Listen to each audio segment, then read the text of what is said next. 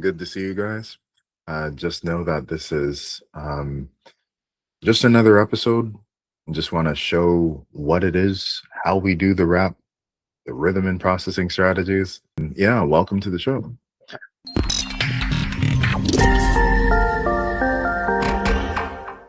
So I'm just going to get straight to it. So give me 1 second. I'm going to open up some Excel spreadsheet.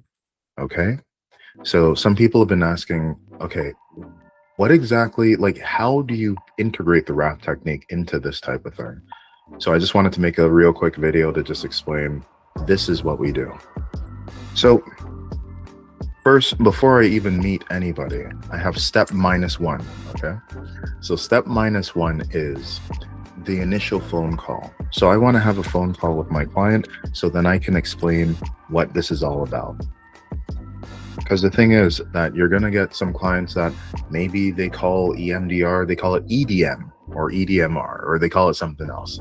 Maybe when you call it the rap technique, they think that you're going to be like beatboxing or something like that in the session. And it's a little different. So we want to have like 20 to 30-minute conversation where I can understand who they are. I can explain what the thing is, so they can make the decision as to whether this is the best approach for them. So step 0 is before I even meet with the person, they're completing the intake forms and the questionnaires. Why? Because we don't need to really use up our session time for this. Of course, in the session, you seek clarification for some of these questions, but it's a good idea for me to get a basic read on what their stresses are relating to anxiety. This is relating to depression. This is relating to PTSD. This is relating to structural dissociation. So just generally speaking, I just want to check to see that like where they're at before I even meet with them. Then I meet with them. And when I meet with them, what am I going to do? We're going to have our understanding of the intake. And then if possible, I want to teach 2 things. We are going to do guided earth meditation, and we're going to do mindful color breathing. This is so that the person walks away with something from that first session, so they understand that it's not going to be just about talking about things. It's going to be about us doing something about the problem. This can be the second session, but what's helpful for me is just to go over the results specifically of the MID60. Because oftentimes, like I just had a client just before, he was like, man, like I put 0 on everything. There was a question about me hearing a baby's voice or something like that. Like, I ain't crazy. Like, what are you talking about? And so then this gives us an opportunity to then explain that this is the spectrum of dissociation. And so while you may not have that as one of your stresses, instead he had some debilitating flashbacks.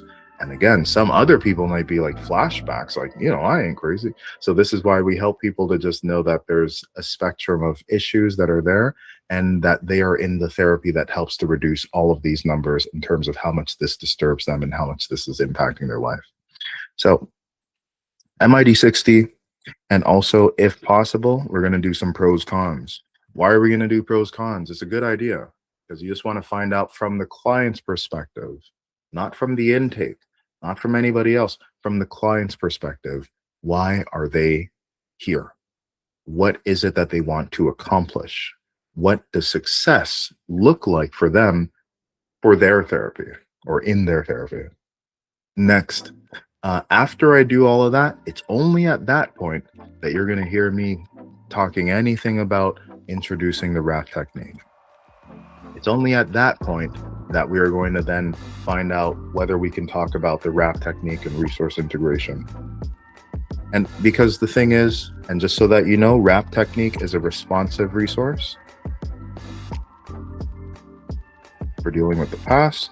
Resource integration is a proactive resource for dealing with the future.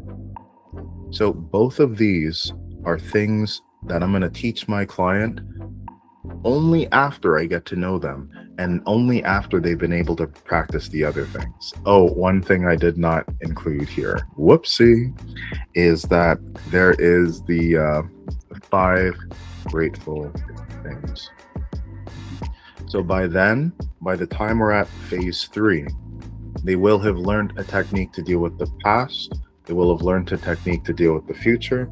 They have writing experiences with the 5 grateful things. If you're wondering what the 5 grateful things are, it's like a journaling exercise, but it's based on the somatic representation of gratitude and locating that and cultivating that. Guided earth meditation is about using the breath to calm the mind. Mindful color breathing is about using the mind to calm the body. So now they are good. By this session, even if they stop meeting with me, they have a way of being able to deal with stresses better than like 50% of the population, if not more. But we take it a step further. So that we are able to get a good representation and an understanding of who they are, we want to have a genogram where we can then say, how does the client's family, what does it look like? The architecture of their family. And also to identify what are the legacies they've inherited, whether they've been adaptive or maladaptive from both sides of the family. So we have a balanced perspective about what it means to be them. Then after this, you're going to get again, I've called it racial, but it's a trauma target history. I put the word racial because, again, it's really to say I'm speaking about race, but we're talking about the social construction of identity. So race is socially constructed. This means that a lot of people from Africa only become Black when they immigrate to Canada. Before that, they're not Black. There's some people that their gender, they only become a real man when you get one of them pickup trucks that you see driving around the streets. And it's like, in some cultures, being a man doesn't mean that. It means something else. So we want to know how a person's socially constructed identity has impacted them, but specifically, what are the traumatic events they've survived because of their social identities.